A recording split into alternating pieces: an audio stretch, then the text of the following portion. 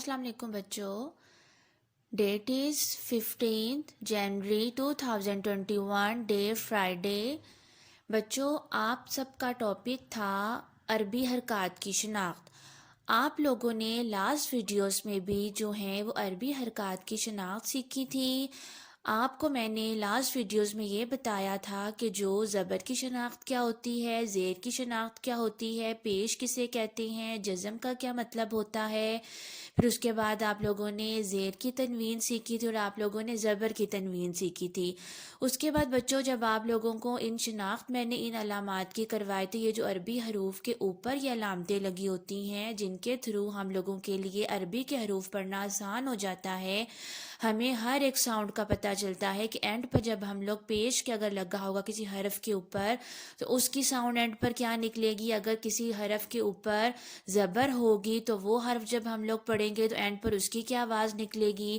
ٹھیک ہے، تو آپ لوگوں نے لاسٹ ویڈیوز میں جو ہیں ان شناخت کے بارے میں سیکھا تھا کہ زبر کی شناخت کیا ہوتی ہے، زیر کی، پھر اس کے بعد پیش کی، زیر کی تنوین، زبر کی تنوین، جزم کے بارے میں. تو آپ نے ان علامات کو سیکھا تھا. ٹھیک ہے، تو بچوں آج کی جو ویڈیو ہے اس ویڈیو میں آپ لوگوں کا جو ٹاپک ہے وہ اسی سے آگے ہی کنٹینیو ہے. کل ہم نے تھوڑی سی شناخت کی تھی علامات کی اور آج ہم لوگ مزید کریں گے تاکہ آپ کو مزید علامات کے بارے میں پتہ چلے کہ جو ہمارے عربی کے حروف ہوتے ہیں ان کے اوپر کون کون سی علامات ایسی ہوتی ہیں جن کی وجہ سے ہمیں عربی کے حروف پڑھنا ہمارے لیے آسان ہو جاتا ہے.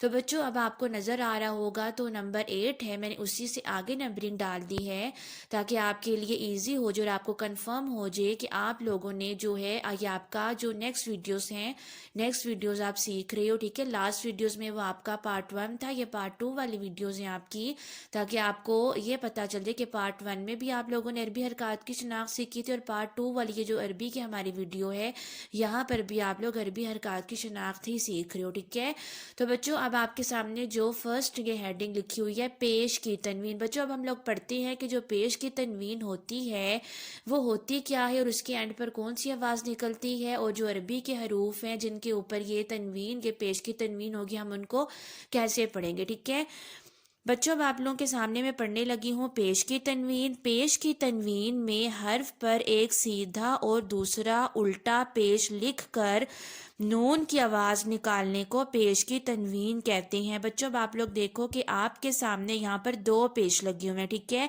ایک یہ سیدھا پیش پیش یہ لکھا ہوا ہے اور دوسرا یہ الٹا پیش ہے. ٹھیک ہے، یہ 2 پیش ہے.